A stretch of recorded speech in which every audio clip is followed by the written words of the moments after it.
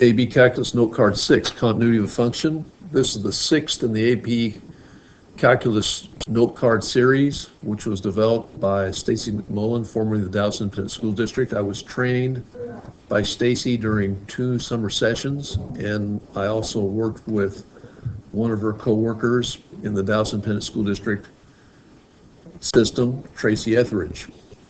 So, what we have for continuity, we have 3 things that are needed. First thing we need is that if we have a value of x, or input value of c, that function has to exist at the x value c. Second, we have to have the limit as x approaches c of this function f of x has to exist. And in order for that function, that limit to exist, you have to have the left-hand limit, the limit as x approaches c from the left side, equal to the limit as x approaches c from the right side. And finally, what condition 3 is you have to have the limit, which is condition 2, equal to the value of the function, which is condition 1. So 3 is condition 1 has to equal condition 2. And then the properties of continuity include scalar multiplication. If 2 functions are continuous and you multiply by those 2 functions together, that function is continuous. Quotient, you have to have, you'll have continuity if you have a quotient of 2 functions where the denominator is not equal to 0, composition of functions, so on. And then we have descriptions of what types of functions are continuous. Okay, polynomial, rational, except where the denominator is equal to 0.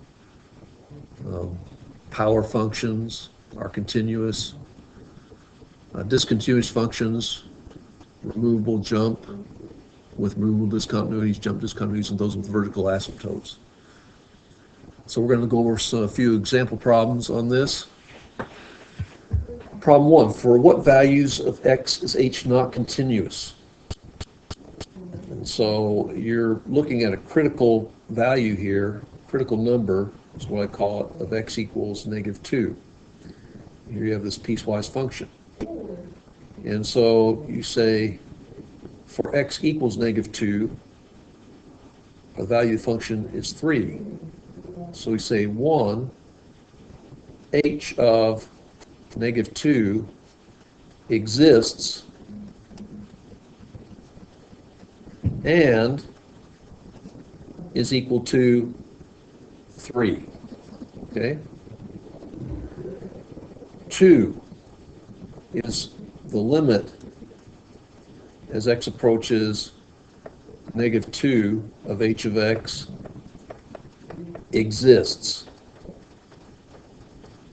Well, we have to go ahead and check that out, don't we? And we're going to use the left-hand limit equaling the right-hand limit to see if they are equal. So I'm going to work this on the right side a little bit here. So I say the limit as x approaches -2 from the left side of h of x equals the limit as x approaches -2 from the right side of h of x. And what we're going to do is take these pieces here.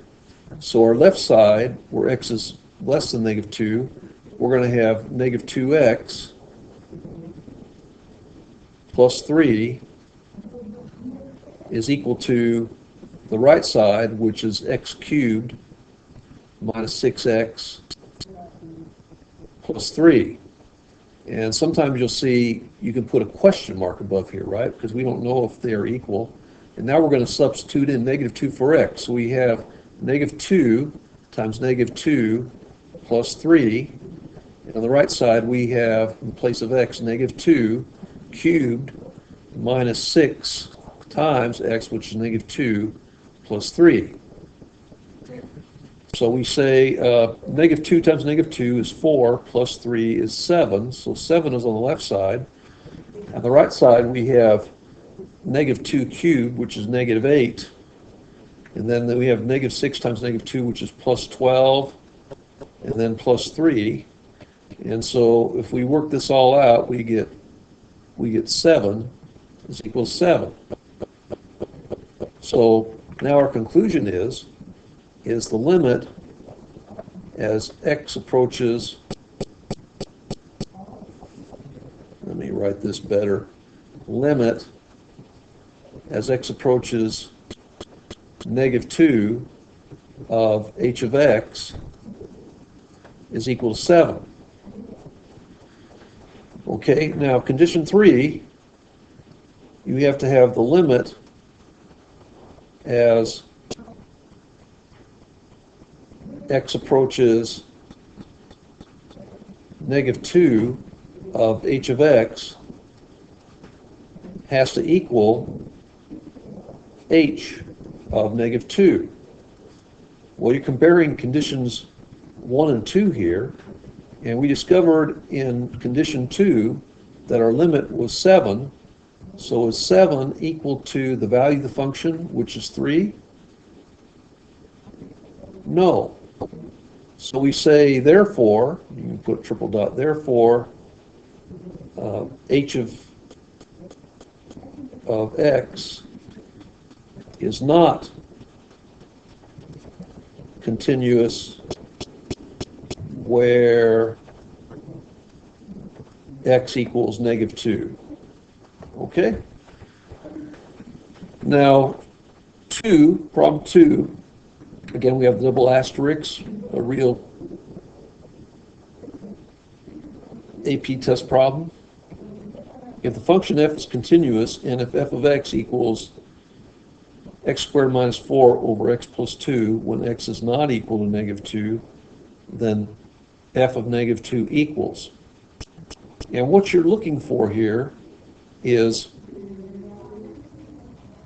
you should know that the limit exists. And what we have here to show that the limit exists, if we have x, we can rewrite our numerator up here as a difference of squares. So we have quantity x plus 2 times quantity x minus 2, and we have over x plus 2. Well, we have a cancellation of x plus 2 over x plus 2, and so we know that we have a limit where x equals -2, and if we plug in, and I'm going to work this below, limit as x approaches -2 of f of x equals, well, we're going to take -2 minus 2. -2 replacing this x here, so we have -4. So that's condition 2, right? Well, in order for condition 3 to be in place, we have to have the value of the function has to equal the limit. And so, therefore, we know that f of -2 is going to have to be equal to -4, because then we would have the value of the function equaling the value of the limit. So, yeah, so that's our answer and the way to describe it. Okay, 3, again, an actual AP test problem. Which of the following functions are continuous for all real numbers x? Well, we kind of look at the types of functions here, and I'm going to go back to our note card here. Continuous functions are power, exponential, polynomial functions, and discontinuous functions are where we have asymptotes, vertical asymptotes, right? So let's go ahead and take this into account. Well, this is a power function, right? x to the power of 2/3. So that function is going to be continuous for all x. We have Roman numeral 2, y equals e to the x power.